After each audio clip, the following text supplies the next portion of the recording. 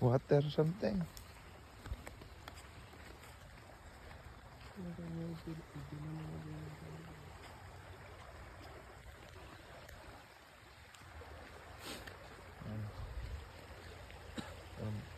Ganda dito. Lamig tubig niya.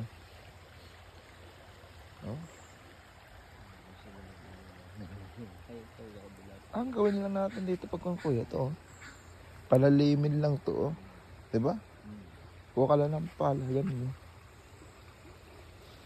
Kahit yung mga bata. Dito pala yung maganda pwesto. Meron din ba yan yung kanya? Yung parang ganun? Sino tatapon ninyo sa ilog? Saan?